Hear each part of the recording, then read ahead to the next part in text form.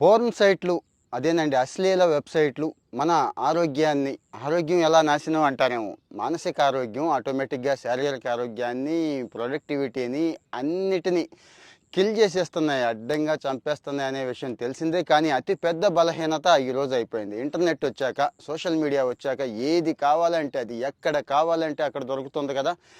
Age కంట్రోల్లో లేదు కదా. ఇక్కడ యూకే గురించి చెప్పుకోవాలండి. పోర్న్ హబ్ అని చెప్పి ఒక సైట్ ఉంది. మళ్ళీ ఇదేదో నేను కొత్తగా పరిచయం చేశాను అని దయచేసి నన్ను తిట్టొద్దు. ఈ దరిద్రం మీకు అందరికీ తెలుసు, మీకు తెలిసిందే. అతిపెద్ద ఆన్లైన్ వెబ్సైటో కమ్యూనిటీయో అనుకోవచ్చు. 1 మిలియన్ సబ్స్క్రైబర్స్ పడిపోయారండి. అంటే మొత్తం ఎటుపోయారో తెలియదు, లేకుండా అయిపోయారు. ఎక్కడ? కేవలం యూకేలో, ఒక్క యూకేలోనే యూకే ఆన్లైన్ ప్రొటెక్షన్ యాక్ట్ అని చెప్పి ఒకటి తెచ్చిందండి. 18 ఏళ్ల లోపు పిల్లలకి కొన్ని దేశాలు ఆల్రెడీ సోషల్ మీడియా వగేరా బ్యాన్ చేశాయని తెలుసు కదండి. ఆ మధ్య కూడా చెప్పుకున్నాం. ఫ్రాన్స్ దగ్గర నుంచి, ఆస్ట్రేలియా దగ్గర నుంచి ఇలాంటివి. ఇప్పుడు యూకే వంతు వచ్చింది.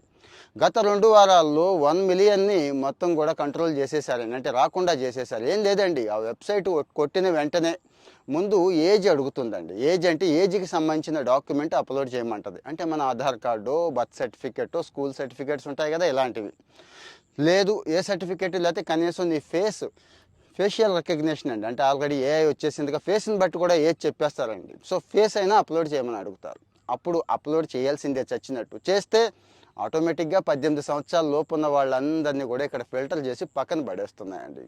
నాకు చాలా చాలా ఆశ్చర్యంగాను, ముందు తర్వాత చాలా ఆనందంగా అనిపించిందండి. ఇండియాలో కూడా ఇలాంటివి చేస్తే బాగుండు అనిపించిందండి. ఎందుకంటే స్కూల్కి వెళ్ళే పిల్లాడి దగ్గర నుంచి, కాలేజ్ అయిపోయిన దగ్గర నుంచి వాళ్ళే ఉంది, ఇక అందరూ చాలామంది ఈ వ్యసనానికి అలవాటు పడిపోయి జీవితాలను పాడు చేసుకుంటున్నారు. చాలా వాల్యుబుల్ టైం పాడు చేసుకుంటున్నారు. సొసైటీలో ఈ క్రైమ్ రేటు, ముఖ్యంగా సెక్సువల్ రిలేటెడ్ క్రైమ్ రేటు పెరగడానికి చాలా కారణం అవుతోందండి. ఈరోజు ఏదో బయట జరుగుంది అనుకుంటున్నాం, కానీ రేపు మన ఇంట్లోకి, మన పక్కకు కూడా వచ్చేసే అవకాశాలు ఉన్నాయి. చూస్తున్నాం కదా, బయట రోజు ఎన్ని దరిద్రాలు జరుగుతున్నాయో చూస్తున్నాం కదా. దానికి ఇదే ప్రధానమైన కారణం అండి. మనకు కూడా ఒక పోర్న్ సైట్లే కాదండి, ఈ సోషల్ మీడియాకు కూడా ఇదే పెట్టేస్తే బాగుండు అనిపిస్తూ ఉంటుంది. ఎందుకండి మీరు ఆలోచించండి. ఇప్పుడు నేనంటే ఇగో ఈ డ్రై కంటెంట్, చాలామంది అంటూ ఉంటారు సుత్తి కంటెంట్, ఎవడింటాడినిది, ఏదో సోచ్ చెప్తూ అంటూ ఉంటారు. చూసారా ఎలా ఉన్నారు? వాళ్ళకి అది కావాలి. ఏది అంటే పోర్నని కాదు, మసాలా కావాలి. పిచ్చి పిచ్చి కామెడీ దగ్గర నుంచి ఇంకోటి ఏదో కావాలి. ఆ పిచ్చి పోర్న్ అనేది, ఆ పిచ్చి ఒళ్ళిప్పుకునే విచ్చలవిడితనం అనేది, ఆ పిచ్చి కామెడీ అనేది మనల్ని పిచ్చోళ్ళు చేస్తుంది అని చెప్పి చాలా కొద్ది మందికే తెలుసండి. సో మీరేమంటారు ఈ విషయంలో? మనకు కూడా బ్యాన్ చేసేస్తే బాగుంది. ముందు పోర్న్ నుంచి స్టార్ట్ చేసి తర్వాత సోషల్ మీడియా కూడా ఒక ఏజ్ లోపు బ్యాన్ చేస్తే బాగుంది అంటాను. కామెంట్